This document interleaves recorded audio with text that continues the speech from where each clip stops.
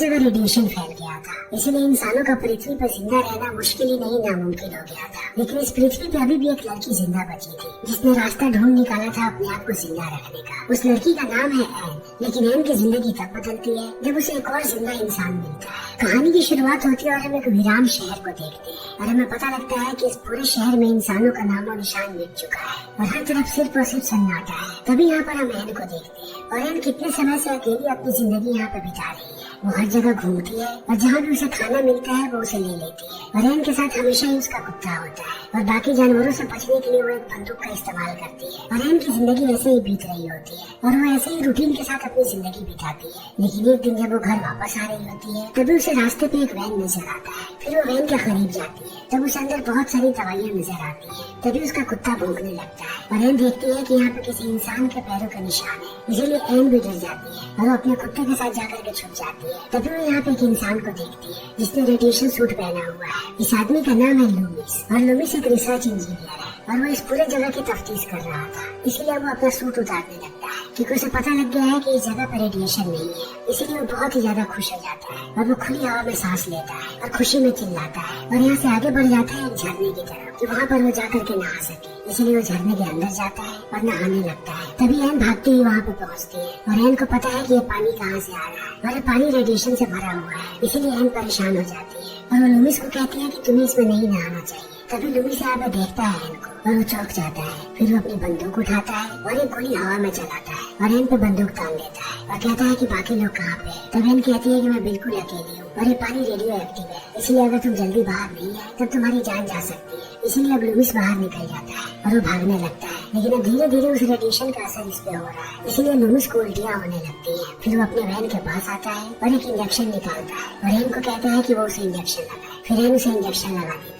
लेकिन अब लूमिस के शरीर में बिल्कुल ही ताकत नहीं है, इसीलिए वो चल भी नहीं पाता है। तो वैन उसे लेकर के जाती है अपने घर पे और अपने बिस्तर पे सुला देती है। उसे सुलाने के बाद अगले दिन आती है उसकी वैन में, तब उसे वहाँ पे बहुत सारी दवाइयाँ मिलती है और एक तस्वीर भी मिलती है जिसमें वो लूमिस के साथ एक औरत को देखती है। लेकिन वो वापस जाकर के फिर से उपचार करने लगती है लूमिस का और वो दिन रात लूमिस की देखभाल करती है। तभी एक रात वो लूमिस को चिल्लाता हुआ सुनती है और उसे पता लगता है कि उसे डरावने सपने आ रहे हैं। इसीलिए वो ईश्वर से दुआ करती है कि लूमिस जल्दी ही ठीक हो जाए और समय ऐसे ही बीतने लगता है। और थोड़े समय के बाद लूमिस की हालत में सुधार आता है। तब एन उसे पूरा घर घुमाती है और ये लोग इस जगह के बारे में बात करने लगते हैं। तब लूमिस कहता है कि पूरी की पूरी जगह पहाड़ियों से घिरी हुई है, इसलिए यहाँ पे रेडिएशन नहीं आया और हम जब तक यहाँ पे रहेंगे कहीं हम सुरक्षित भी रहें। और इतना कहने के बाद वो एन के परिवार के बारे में पूछता है। तब एन कहती है कि मेरे परिवार वाले और भी लोगों को ढूंढने के लिए बाहर गए थे, लेकिन वो कभी भी वापस नहीं आए। और इतना कहने के बाद वो अपने भाई की तस्वीर दिखाती है और कहती है कि वो अपने भाई के बहुत ही करीब थी। और इतना कहने के बाद वो लूमिस के गले लग जाती है। लेकिन जैसे ही सुबह होती है लूमिस देखता है कि एन खेत में काम कर रही है। तब लूमिस कहता है कि ये सारा काम तुम अपने हाथ से ही करती हो। तभी वो देखता है कि यहाँ पे एक ट्रैक्टर है। फिर वो ट्रैक्टर के बारे में पूछता है कि तुम इसका इस्तेमाल क्यों नहीं करती। तब वो कहती है कि आखिरी साल तक मैंने इसका इस्तेमाल किया था, लेकिन अब इसका गैस खत्म हो चुका है। तब लूमिस कहता है कि पास में ही एक गैस स्टेशन है और वहाँ से तुम मैनुअली भी गैस डाल सकती हो। तब एन को आइडिया आता है। फिर वो गैस लाती है और अब ट्रैक्टर से अपने खेतों में काम करने लगती है और इससे उसे बहुत खुशी मिलती है। फिर रात में जब ये लोग डिनर कर रहे होते हैं तब लूमिस को पता लगता है कि एन बहुत ही धार्मिक है और उसे ईश्वर में विश्वास है। फिर एन यहाँ से लूमिस से पूछती है उसके बारे में। तब लूमिस कहता है कि वो गवर्नमेंट के लिए काम करता था, इसीलिए जब रेडिएशन फैला तब वो एक बंकर में था, इसीलिए वो बच गया और समय ऐसे ही बीतने लगा। लेकिन एक वक्त के बाद उसने निश्चय किया कि वो अंधेरे में अपनी जिंदगी नहीं बिताना चाहता, इसीलिए वो बंकर से बाहर आ गया और एक खुली जगह की तलाश करने लगा।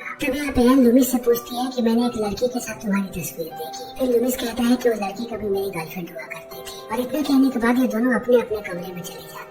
लेकिन कहीं न कहीं ये दोनों एक दूसरे के प्रति आकर्षित हो रहे हैं, लेकिन कोई भी आगे नहीं बढ़ना चाहता, इसीलिए दोनों शांत रहते हैं। तब अगले दिन एन उसे लेकर के जाती है एक नदी के किनारे, जहाँ पर ये लोग फिशिंग करते हैं और मछली खाने लगते हैं। तब लूमिस कहता है कि तुम ज्यादा मछलियाँ क्यों नहीं पकड़ती। फिर एन कहती है क्योंकि मेरे पास रेफ्रिजरेटर नहीं है, आखिरी विंटर में ही मेरा जनरेटर खराब हो गया तो मैं बाल बाल बची, क्योंकि सर्दी बहुत ही ज्यादा थी और बिना हीटर के अपनी जान बचाना बहुत ही मुश्किल था। तब इन बातों को सुनने के बाद लूमिस कहता है कि मैं तुम्हारे जनरेटर को ठीक कर सकता हूँ। इसीलिए वो वापस आकर के जनरेटर को देखता है, लेकिन उसे पता लगता है कि ये जनरेटर ठीक नहीं हो सकता। तब वो जाता है झील के पास और कहता है कि यह वाटर रेडियो एक्टिव है, इससे अगर हम चाहें तो बिजली बना सकते हैं। और इतना कहने के बाद वो डिवाइस बनाने लगता है। फिर वो आता है यहाँ के चर्च के पास और कहता है कि यहाँ पे बहुत सारी लकड़ियाँ हैं और इसके मदद से हमें बिजली बनाने में मदद मिलेगी। इसीलिए हमें पूरे के पूरे चर्च को तोड़ना पड़ेगा। तब इस बात को सुनने के बाद एन मना कर देती है और कहती है कि इस चर्च को मेरे पिता ने बनाया था और हर एक संडे को हमारा पूरा का पूरा परिवार यहाँ पे आता था प्रार्थना करने के लिए।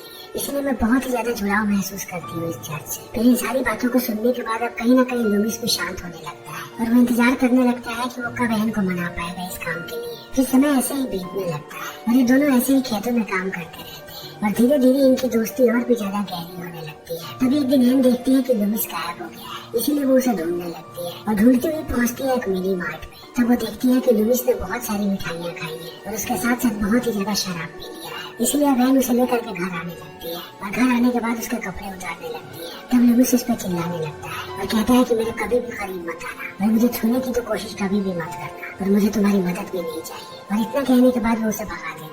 लेकिन जैसे ही सुबह होती है लुमिस पहुँचता है एन के पास और वो उससे माफी मांगता है और कहता है कि रात में मुझे पता ही नहीं चला कि मैंने क्या किया। तब एन कहती है कि मैं समझ सकती हूँ और ये लोग फिर से काम करना शुरू कर देते हैं और ये देख करके ऐसा लगता है कि उस रात से इन्हें कोई फर्क नहीं पड़ा। तभी एक रात एन फिर से एक बढ़िया डिनर बनाती है और ये दोनों कैंडल के नीचे डिनर करते हैं और शराब भी पीते हैं और उसके बाद ये दोनों डांस करने लगते हैं। फिर ये अपने आप को नहीं रोक पाते, इसीलिए ये दोनों किस करते हैं और किस के बाद एन तैयार होती है इंटीमेट होने के लिए लुमिस के साथ और लुमिस भी उसके करीब आता है। लेकिन थोड़े समय के बाद वो रुक जाता है और कहता है कि अगर हमने ये किया तो हमारा रिश्ता पूरे तरीके से खराब हो जाएगा, इसीलिए हमें ये सब कुछ नहीं करना चाहिए और मुझे लगता है कि हमें थोड़ी और समय की जरूरत है। और इतना कहने के बाद वो फिर से गले लगा लेता है एन को। लेकिन जैसे ही सुबह होती है एन बाहर शिकार पे जाती है। तब वो देखती है कि उसका कुत्ता भाग रहा है और वो भूख रहा है, इसीलिए वो अपने कुत्ते का पीछा करती है। तब उसका कुत्ता जाता है एक और इंसान के पास। उसे देखने के बाद एन चौंक जाती है। तब वो आदमी कहता है कि मैं बिल्कुल भी तुम्हें चोट नहीं पहुंचाना चाहता, मैं जल्दी यहाँ से चला जाऊंगा, लेकिन जाने से पहले क्या मुझे थोड़ा सा पानी मिल सकता है। फिर इस बात को सुनने के बाद एन इस आदमी को घर लाती है। तब हमें पता लगता है कि इसका नाम है केले। लेकिन जैसे ही अब यहाँ पे लुमिस इस आदमी को देखता है वो उसमें बंदूक तान देता है। तब एन उसे रोकती है और कहती है कि इसे बस पानी पीना है। फिर इस बात को सुनने के बाद अब लुमिस बात करने लगता है यहाँ पे केलेब से और वो उसका रेडिएशन भी चेक करता है और कहता है कि तुम्हारे शरीर में अभी भी थोड़ी थोड़ी रेडिएशन है, लेकिन थोड़ी देर आराम करने के बाद ये चीजें ठीक हो जाएंगी, इसलिए तुम यहाँ पे रह सकते हो, लेकिन तुम घर के अंदर नहीं आ सकते। और इतना कहने के बाद अब लुमिस घर के अंदर आ जाता है। तब एन उस पर गुस्सा करने लगती है और कहती है कि उसे हमें अंदर आने देना चाहिए, हम किसी को भी ऐसे बाहर नहीं रख सकते। इसीलिए वैन जाकर के केलेब को अंदर ले आती है। तब केलेब नहाता धोता है और वो इनके साथ खाना खाने लगता है। फिर वो बताता है कि वो 50 मील से पैदल चल करके आ रहा है और वो बस इंसानों को ढूंढ रहा था। फिर ये सब लोग अपनी अपनी कहानी बताने लगते हैं। तब लुमिस कहता है कि जब वो यहाँ पे आ रहा था तब उसे रास्ते में एक टीनेजर बच्चा मिला था जो रेडिएशन के चपेट में आ गया था और वो दर्द से करा रहा था। इसीलिए उसने मुझसे आग्रह किया कि मैं उसे मार ताकि उसे दर्द से मुक्ति मिल जाए। इसीलिए मैंने अपनी बंदूक निकाली और उसे शूट कर दिया।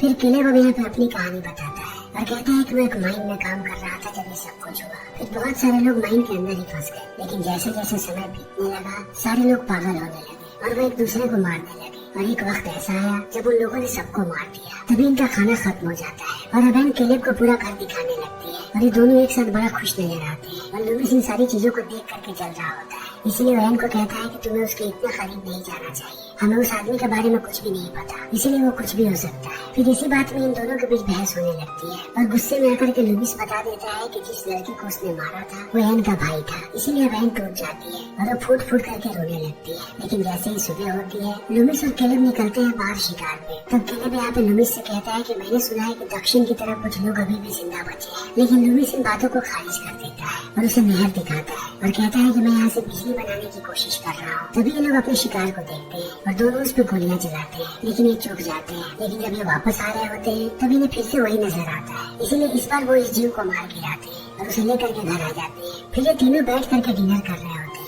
तब केलेब बात करता है यहाँ पे एन से और कहता है कि हमें चर्च को तोड़ना पड़ेगा ताकि हम यहाँ पे बिजली ला सके। तभी लुमिस कहता है कि वो चर्च को नहीं तोड़ना चाहती क्योंकि उसके पिता ने इस चर्च को बनाया था। फिर इस बात को सुनने के बाद अब केलेब भी शांत हो जाता है और कहता है कि तब तो हमें पेड़ों को काटना शुरू करना पड़ेगा, तभी हम यहाँ पे बिजली ला पाएंगे। लेकिन लुमिस कहता है कि इसमें बहुत ही ज्यादा वक्त लगेगा। फिर ये तीनों ऐसे ही बात करते रहते हैं और थोड़े समय के बाद एन मान जाती है और कहती है कि हम चर्च को तोड़ेंगे। इसीलिए अगले दिन ये लोग काम पे लग जाते हैं और धीरे धीरे करके चर्च को तोड़ने लगते हैं। लेकिन इसी बीच अब केलेब और एन दोनों नजदीक आने लगते हैं और लुमिस इन सारी चीजों को देख रहा होता है और उसे बहुत ही ज्यादा जलन होती है। लेकिन जैसे जैसे ये काम बढ़ता है वैसे वैसे उनकी नजदीकियां बढ़ने लगती है और ये दोनों एक दूसरे के प्रति आकर्षित होने लगते हैं। इसीलिए एक दोपहर ये दोनों जंगल में घूमने लगते हैं और जाते हैं नहर के पास। फिर यहाँ पे एन को पता लगता है कि केलेब भी ईश्वर पर श्रद्धा रखता है और उसे भी भरोसा है ईश्वर पे, इसलिए दोनों वापस आने लगते हैं। तब ये लोग देखते हैं कि लूमिस ने आधा पहिया बना दिया है, यानी कि ये लोग जल्दी ही बिजली उत्पन्न कर पाएंगे। और इस चीज को देख करके सारे खुश हो जाते हैं। तब लूमिस एन को बुलाता है अंदर और कहता है कि मुझे प्राइवेट में तुमसे कुछ बात करनी है। फिर वो उसे कहता है कि मुझे पता है कि तुम केलेब के प्रति आकर्षित हो रही हो, तो अगर तुम उसे चाहती हो तब तुम उसे चुन सकती हो, मुझे कोई भी परेशानी नहीं होगी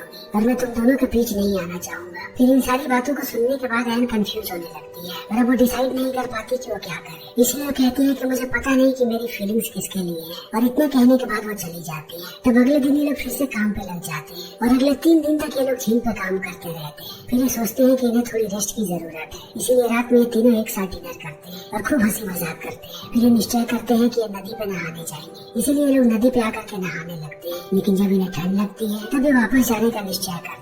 लेकिन वापस जाते समय अब लूमिस जाता है एन के पास और वो उससे अपने प्यार का इजहार करता है। लेकिन एन समझ नहीं पाती कि वो क्या रिप्लाई करे, क्योंकि उसे भरोसा नहीं हो रहा कि अचानक लूमिस ये सारी बातें क्यों कह रहा है। इसलिए ये दोनों घर चले जाते हैं। तब थोड़ी देर के बाद जब एन जाती है लूमिस के पास और वो उसके साथ इंटीमेट होने की कोशिश करती है, लेकिन लूमिस ने बहुत ही ज्यादा शराब पी ली है, इसलिए वो कोई भी रिस्पॉन्स नहीं देता। फिर एन वापस आने लगती है। तभी वो देखती है कि केलेब अभी भी जगा हुआ है, इसीलिए वो उसके कमरे के अंदर जाती है और ये दोनों इंटीमेट हो जाते हैं। फिर जैसे ही सुबह होती है लूमिस नाश्ता बनाने लगता है, लेकिन जब वो नाश्ता लेकर के आता है तो वो समझ जाता है कि रात में इन दोनों के बीच क्या हुआ है, इसलिए वो भी आकर के टेबल पे बैठ जाता है। तब एन खड़ी हो जाती है और कहती है कि उसे थोड़ी आराम की जरूरत है, और इतना कहने के बाद यहाँ से निकल जाती है। तब लूमिस यहाँ पे केलेब को कहता है कि हमें बांध का काम जल्दी ही पूरा करना पड़ेगा, इसीलिए ये लोग बाहर चले जाते हैं और फिर से लकड़ियाँ काटने लगते हैं।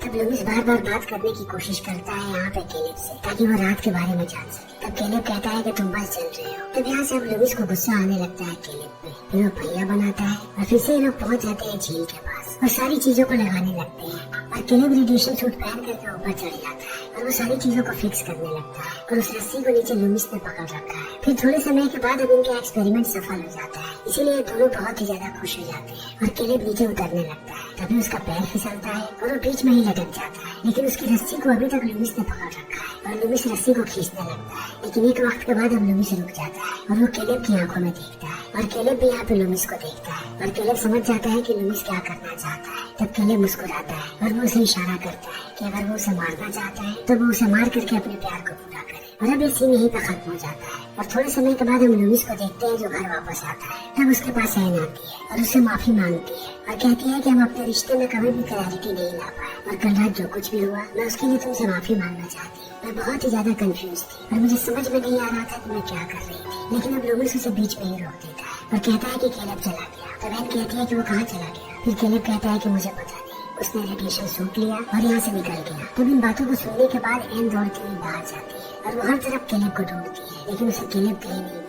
फिर वो वापस आ जाती है और लूमिस फिर से जाकर के साइड पे काम करने लगता है और वो ऊपर चढ़ करके उस जगह को देखता है जहाँ पे केलेब फंसा हुआ था और वो मशीन को स्टार्ट कर देता है। तभी हम एन को देखते हैं और एन जैसे ही रेफ्रिजरेटर खोलती है उसे अंदर बिजली नजर आती है, इसलिए वो खुश हो जाती है और वो घर की सारी बत्तियां जला देती है और जाती है चर्च में भाग करके और वहाँ पे अपने पिता के पियानो बजाने लगती है। तभी यहाँ पे लूमिस आता है और वो बैठ करके उसके पियानो को सुनने लगता है और यहाँ पे हम लूमिस की आंखों में प्यार देख पाते हैं एन के लिए। और इसी के साथ ही फिल्म यहीं पर खत्म।